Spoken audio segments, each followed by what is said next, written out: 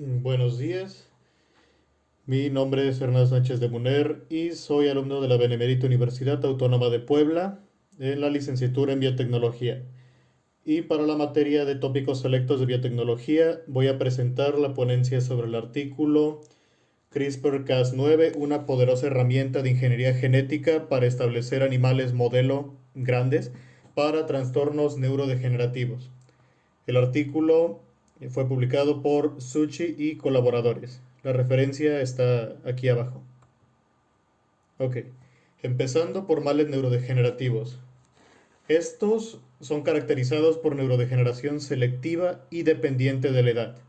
La incidencia de estas enfermedades ha aumentado con la esperanza de vida. Esto es algo interesante. Si uno mira las gráficas, parece ser que se haya disparado en estos últimos años la incidencia, pero es principalmente porque estas enfermedades se dan en una fase tardía ya de la vida. Y entonces cuando sube la esperanza de vida, va también a ser mayor la incidencia de estos males. Además de que pues hay mejor forma de diagnosticarlos.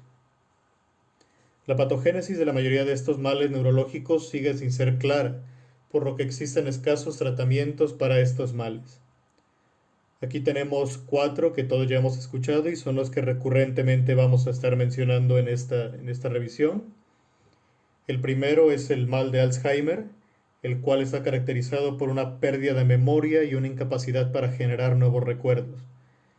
Tiene que ver con lo que se llaman placas seniles, que son ciertas aglomeraciones de proteínas, principalmente del péptido beta amiloide. En el caso del mal del Parkinson, su principal síntoma es la bradicinesia, que es moverse de forma lenta, poco ortodoxa y a veces incluso de forma involuntaria. Yo creo que todos hemos visto eso. Y es provocada por la pérdida de neuronas dopaminérgicas en la sustancia negra. Y aparte por la formación de cuerpos de Levy, que son los que tenemos aquí en esta parte. Y son básicamente la acumulación de la proteína alfa-sinucleína. En el caso de la esclerosis lateral amiotrófica, en esta las neuronas motoras se van a debilitar y una de cada 10 veces es por un defecto genético. Principalmente se presenta a los 50 años y después, pero los síntomas pueden empezar desde temprana edad. Y algo que la caracteriza de las demás es que es un trastorno puramente pues, motor. Por ejemplo, aquí tenemos al doctor Stephen Hawking, que como sabemos ha hecho múltiples aportaciones al campo de la física y pues siempre conservó sus cualidades mentales pues muy bien. En este caso es solamente el movimiento. Por último, el mal de Huntington es un mal hereditario que se empieza a ver a partir de los 30, 40 años y es progresivo. Empieza muy ligero, como ligeras pérdidas de memoria, ligera depresión, falta de concentración, pero conforme van pasando los años pues va empeorando. Y existe un 50% de probabilidad de que si uno de tus padres lo tiene, pues tú lo vas a tener, es hereditaria. Y la proteína que tenemos aquí es la huntingtonina, que en su forma sana no tiene ningún problema, pero existe una mutación en la cual al último se sintetiza una cola extra de glutaminas, el cual se ha probado que tiene pues, efectos adversos en lo que es la función cognitiva. Ahora, para poder estudiar estos males, es necesario pues, utilizar modelos. ¿Por qué? Porque no podemos experimentar directamente con las personas. Necesitamos modelos con los que podamos predecir qué es lo que va a pasar en una persona. Son bastante comunes en la biotecnología, como ya hemos visto. Y ejemplos de esos tenemos aquí. Tenemos a E. coli, a Drosophila melanogaster. Y aquí abajo tenemos pues, en modelos de roedores, que son los que vamos a estar utilizando. Principalmente porque tienen ciertas ventajas. Para empezar, tienen un sistema nervioso bien formado, que es algo que pues ninguno de los demás tiene. Y pues son de fácil manejo, tienen un tamaño apropiado para crianza y manipulación, una rápida gestación y crecimiento, una gran cantidad de descendencia y un ciclo de vida acelerado, los cuales todo esto facilita la investigación con esos modelos. Y de hecho se han logrado grandes avances. La mayoría de lo que comenté anteriormente sobre los males se ha conseguido estudiando pues en modelos pues ratones, modelos de roedores. Por ejemplo, que esas enfermedades son progresivas, son dependientes de la edad y están relacionadas con proteínas mal plegadas. Pero hay cosas que no se pueden reproducir perfectamente. Tenemos ciertos inconvenientes, como que el tiempo de vida es demasiado corto. Como ya se dijo, estos males van a depender de la edad. O sea que quizá tener un organismo que viva tan poco no refleja de la manera más idónea qué es lo que está pasando pues en un humano que te llega a vivir 80 años. También que el proceso de envejecimiento es diferente en animales grandes y en pequeños, y también sobre el desarrollo cerebral, que en los ratones puede llegar a ser de 21 días y en primates de 150 días. Por lo visto, este desarrollo cerebral rápido tiene algo que ver con el hecho de que no sea tan buen modelo. Se podría decir que tiene resistencia a ciertos síntomas que se van a presentar en otros modelos, pero en ratones no. Y por último, la dificultad para reconocer síntomas. En este caso sabemos que muchas de estas enfermedades se caracterizan por tener un comportamiento fuera de lo normal, tener comportamientos algo extraños, pérdida de memoria, cosas así, que es muy difícil pues verlo en ratones. Ahora, se ha probado el uso de animales de mayor tamaño y ha sido exitoso. Se han usado cerdos, borregos y simios para investigar el mal de Parkinson, Huntington y esclerosis lateral amiotrófica. Ahora, en estos cerdos, expresando el gen HTT mutante, la secuencia de poliglutamina, que es la que les había comentado, que tenía mucho que ver con este mal, resultó ser más tóxica que en ratones. ¿Qué quiere decir? Que en ratones sí tenía problemas, o sea, sí daba problemas esa secuencia de poliglutaminas, pero era pues bastante ligera en comparación con los cerdos, los cuales incluso algunos murieron, lo que nos dice que es más tóxica en animales más grandes. También en ovejas que expresaron el HTT humano sano, o sea, completo, no solamente la parte de poliglutaminación, sino todo completo, resultaron sin problemas de salud. Esto quiere decir que como tal no es ese gen, sino que es la mutación que pone esa cola de glutaminas. Y en cerdos expresando SOD1, que tiene que ver con la esclerosis lateral amiotrófica, se encontraron agregados nucleares ubiquitinados, los cuales se han visto en humanos, pero en los modelos de roedores no se han apreciado. Esto nos quiere decir que sí resultan ser mejores modelos. Bueno, que predicen de mejor manera lo que va a pasar en una persona. Pero ciertamente estos palidecen ante primates no humanos, que como sabemos son los que están más cercanos a nosotros. Desarrollan signos y síntomas del mal de Huntington que previamente se habían visto solamente en humanos, no en otros organismos, perdón. Y en el Parkinson, los primates A53T muestran síntomas no motores y pérdida de sustancia negra, que de igual manera se habían visto en humanos, confirmando de esta manera que pues son un mejor modelo. Además de que al trabajar con ellos es más fácil detectar cambios en el comportamiento y cognición, gracias a pues, el gran parecido. Ahora pasando a CRISPR-Cas9, tenemos que muchos de los males en humanos son causados por mutaciones en genes endógenos, no por la adición de genes externos, que es lo que se suele hacer en algunos organismos modelos. Es decir, se agrega, por ejemplo, ya la copia de un gen que está mutado, en lugar de mutar directamente el gen de este organismo. Esto sería, pues, idóneo en primates, ya que se tiene mucho parecido, como ya hemos dicho, y mediante el uso de CRISPR es posible realizar modelos más precisos de males neurodegenerativos. Ahora, ¿qué es este sistema? ¿Qué es pues, CRISPR?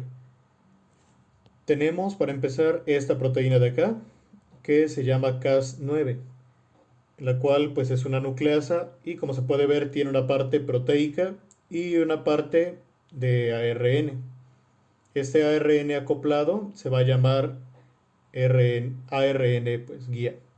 En esta parte, que está como más oscuro el color morado, tiene una secuencia que se corresponde, que se va a unir con una secuencia ya conocida de ADN. Como ya se dijo, CRISPR ocurre naturalmente en células y pues en este caso sería un ADN viral. ¿Qué es lo que hace? Lo reconoce, se acoplan y la proteína corta las cadenas de ADN y va a quedar como aquí abajo. Pero no necesariamente tiene que ser un ADN viral. ¿Por qué? Porque nosotros podemos modificar el ADN, el ARN guía. De esta forma podemos tener ya la secuencia que nosotros querramos y podemos acoplarla posteriormente pues a lo que nosotros hayamos decidido, por ejemplo algún gen. Entonces ponemos aquí una secuencia que se corresponde con ese gen, se van a acoplar y va a cortar el ADN en ese punto. Va a quedar como tenemos aquí abajo y existen estas dos vías. Para empezar, se puede intentar pues reparar por sí misma, pero pues es muy propenso a errores este sistema, por lo cual se va a preferir muchas veces el que entre otro trozo de ADN, otro segmento de ADN y que sirva como una especie de parche. Ahora ya visto como técnica, tenemos que este nos podría servir para, por ejemplo, inactivar un gen, ya que como ya se dijo es muy propenso a errores esta reparación, quiere decir que no se repararía bien y por lo tanto no se expresaría ese gen. En cambio, el otro sistema serviría para hacer knock-in, ya que se podría tener una secuencia también que nosotros querramos y agregarla en esa parte. Ok. Utilizar CRISPR-Cas9 tiene ciertas ventajas. Bueno, tiene bastantes ventajas siendo honestos. Para empezar, que utilizando CRISPR se pueden crear mutaciones en prácticamente cualquier locación en el genoma, porque, pues principalmente porque nosotros podemos elegir nuestro ARN guía. Quiere decir que si ya conocemos la secuencia de ese gen, podemos como diseñar este ARN y cortar en el sitio específico que nosotros querramos. También que es posible causar una mutación nula, evitando así la necesidad de criar animales mutantes heterocigotos para obtener un homocigoto. Esto en animales grandes es invaluable porque necesitan más tiempo de gestación y todo como para tener que agarrar dos heterocigotos y todavía criarlos para tener un homocigoto. La ventaja de CRISPR es que puede causar esto que se llama mutación nula, que es cortar los dos alelos. Y se podría decir que pasa directamente a homocigoto. ¿Por qué? Porque inactiva directamente los dos genes que están ahí. Y también es útil para asegurar que ambos alelos estarán inhabilitados. Se puede apuntar a múltiples sitios, también esa es otra ventaja. Es decir, no solamente se puede apuntar a un sitio, sino que pueden ser múltiples, aunque también esto puede tener sus desventajas que vamos a ver más adelante. La principal es que la secuencia de ARN guía es muy corta, por lo que pueden generarse múltiples mutaciones no específicas, que quiere decir que suelen ser aproximadamente de 23 nucleótidos la secuencia de ARN guía, y por lo tanto se podría unir tanto el gen de interés como en otro lugar que también comparta pues la mayoría de estos nucleótidos. Y todavía, como ya se dijo anteriormente, si se apunta a múltiples sitios, también la probabilidad de que termine afectando en otros lados, que terminen mutaciones no específicas, va a incrementar. Y bueno, actualmente CRISPR se utiliza para crear mutaciones en genes que inducen pérdida de función, pero algunos males son causados por la ganancia de toxicidad de algunas proteínas, que es justamente lo que tenemos aquí.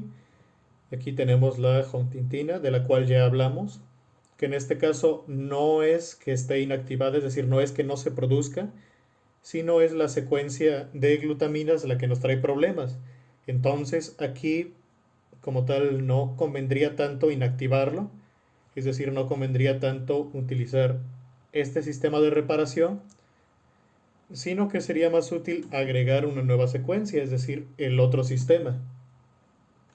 Pero ¿cuál es el problema? Que todavía no está tan bien refinado eso. Al menos a la fecha de publicación, lo más que se podía llegar era al 50% de veces que sí se reparara de la forma que nosotros queramos, es decir, agregando la secuencia, y el resto de las veces simplemente no funciona, pero se espera que en sus secuentes años pues esto mejore y ya se puede utilizar también para estos casos. Por último, tenemos que existen distintas maneras de realizar el procedimiento. La más común es mediante la modificación de óvulos, aunque es posible también realizar el procedimiento en adultos. En óvulos lo tenemos aquí, que pues básicamente es colectar los óvulos, inseminarlos, y ya que estén inseminados, vamos a utilizar pues, la tecnología de CRISPR-Cas9 o CRISPR-Cas9. Ya una vez que estén modificados, se va a transmitir hacia una especie de pues, madre sustituta, y la cría ya va a tener estas cualidades que nosotros decidimos introducir mediante CRISPR. Ahora, en adultos se puede hacer mediante una inyección, es decir, se inyecta todo lo necesario, principalmente por virus lenticulares, se inyecta directamente en el cerebro ya de un adulto, por lo tanto, pues éticamente quizá es un poco más dudoso, pero resulta que también funciona bien y posee ciertas ventajas, principalmente que organismos que no fueron específicamente criados para eso también pues también puedan servir a esta investigación, presenten las características que nosotros querramos que presenten. Y bueno, a modo de conclusión, tenemos que el uso de modelos animales más grandes posee mayores ventajas que el uso de roedores, aunque también puede presentar ciertos retos como los que ya hemos dicho, principalmente que tardan más en criarse, más en madurar, pero en general son mejores modelos si se tiene la posibilidad de trabajar con ellos y el tiempo, o sea, todos los medios, pues es preferible utilizarlo.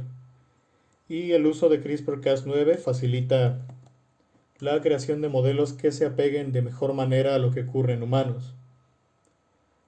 Aunque existen ciertos riesgos a considerar cuando se va a utilizar esta tecnología, como las mutaciones no específicas, que ya se comentó. Esto pues se podría evitar, por ejemplo, mediante el uso de bioinformática, viendo que esta secuencia no se repite en algún otro gen, que nos podría también afectar a nuestro organismo. Y por último, que el uso de esta técnica para knock-in aún no está perfeccionada, sin embargo, se han logrado avances significativos. Y bueno, esto sería todo. Muchas gracias.